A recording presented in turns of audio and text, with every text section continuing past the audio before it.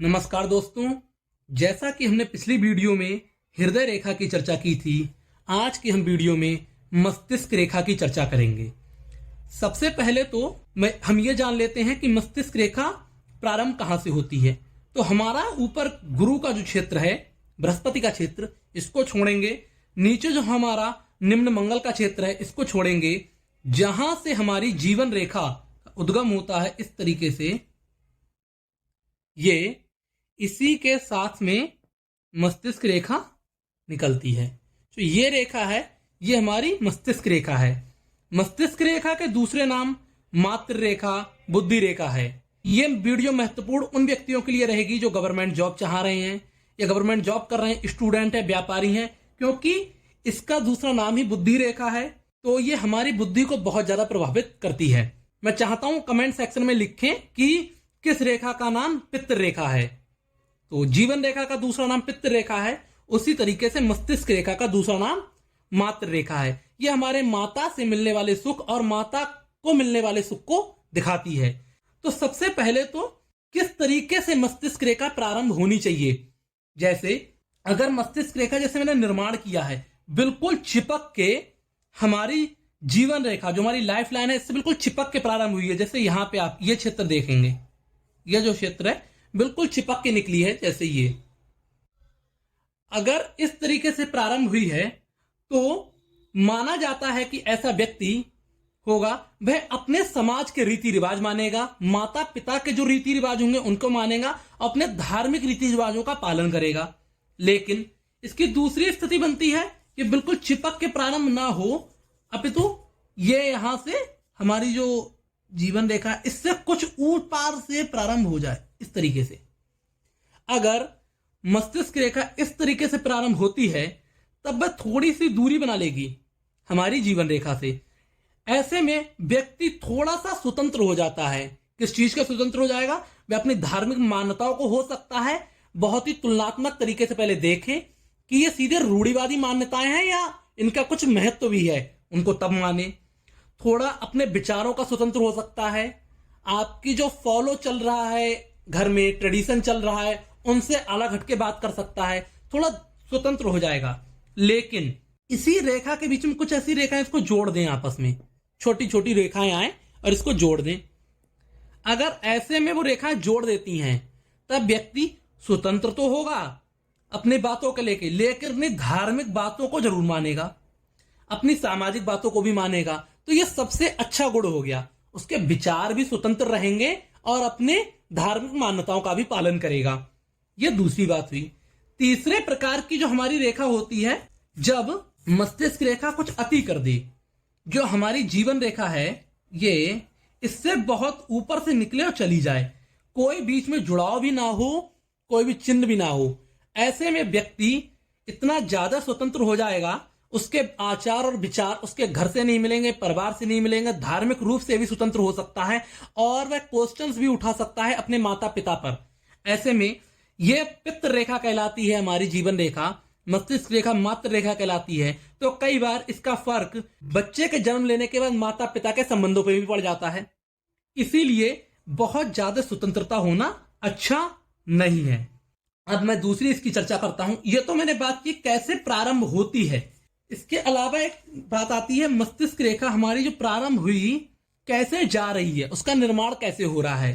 भाई यहां से तो अच्छे से प्रारंभ हुई, उसके अलावा तीन तरीके से यहां बढ़ सकती है। या तो सीधे यहां से मुड़के वे चंद्र पर्वत पे चली जाए, या वे सीधे होके हमारे मंगल पे चली जाए, या वे थोड़ा उठ के बुध पे चली जाए। तो अगर थोड़ा सा झुकाव है, आई थोड़ी सी झुक गई, आया थोड़ा सा झुक गया, इस तरीके से अगर थोड़ा सा झुकाव है, वह बहुत ही शुभ और अच्छी मस्तिष्क रेखा मानी जाती है। क्योंकि ऐसे में व्यक्ति थोड़ा सा समाज के प्रति लचीला भी होगा, थोड़ा सा कल्पनाशील भी होगा, थोड़ी बहुत कल्पना कर पाएगा, उसकी वाणी में थोड़े दूसरों के प्रति स्नेह रहेगा, वह सोचेगा मेरी बात से इसको ठेस ना पहुंचे। लेकिन अगर ये ऐसे ना होके बिल्कुल आगे ही बढ़ती चली गई, यहां तक चंद्र पर्वत तक पहुंच गई, नीचे तक, ऐसे में ये थोड़ा ज्यादा हो गया, ज्यादा कल्पनाशील होगा, ज्यादा ही दूसरों के प्रति सोचेगा, अति करेगा और ये और ज्यादा बढ़ जाती है तो ये तो दुर्गति हो गई, बहुत ही खराब स्थिति है।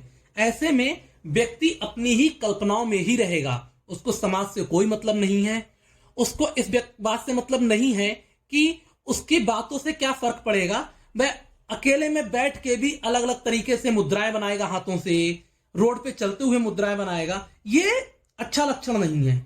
इसमें व्यक्ति बहुत ही ज्यादा कल्पनाशील हो जाता है, हर चीज को लेके बहुत ही डायरेक्शंस में अलग अलग सोचता रहता है और अलग अलग अपनी मुद्राएं हमेशा बनाता रहता है। लेकिन एक और रेखा होती है जिसमें ये हमारी रेखा, मस्तिष्क रेखा बिल्कुल सीधी हो जाती है, कोई झुकाव नहीं आया, कुछ भी नहीं आया, सीधी हो गई।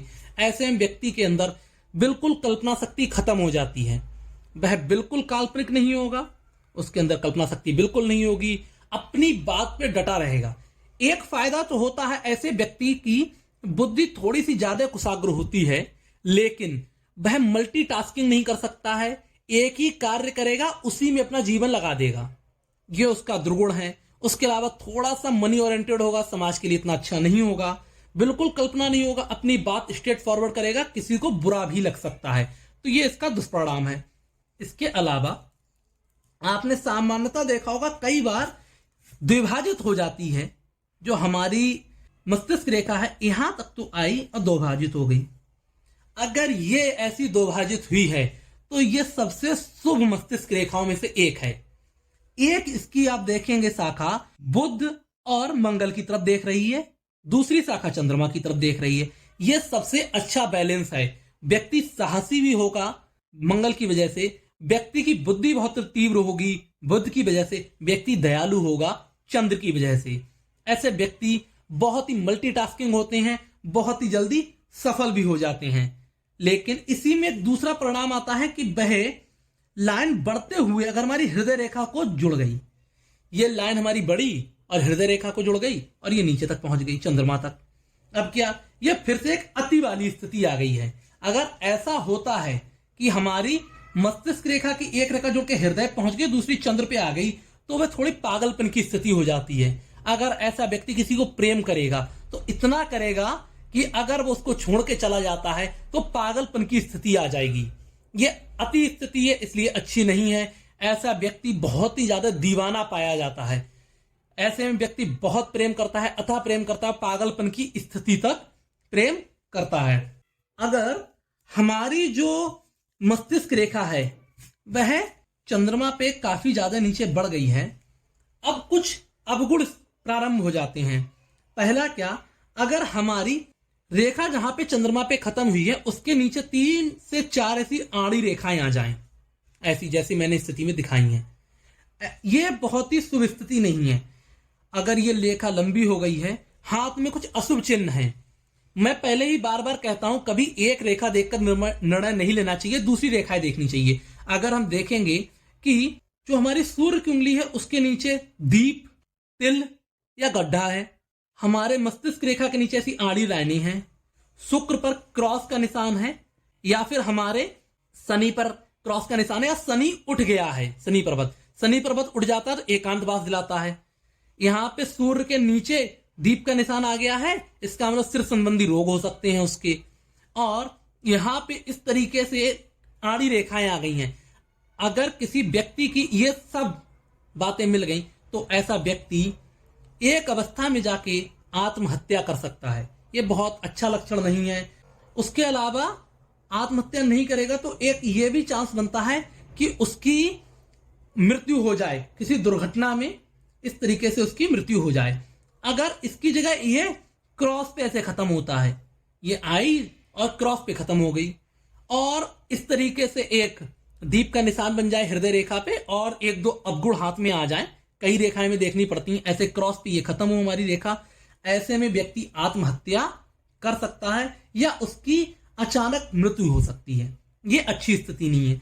तीसरी, अगर हमारी मस्तिष्क रेखा नक्षत्र पे खत्म हो, ऐसा स्टार फॉर्मेशन करे, यह भी सेम ही परिणाम देगी, अस्माक मृत्यु या फिर आत्महत्या या फिर पागलपन को भी बढ़ा सकती है।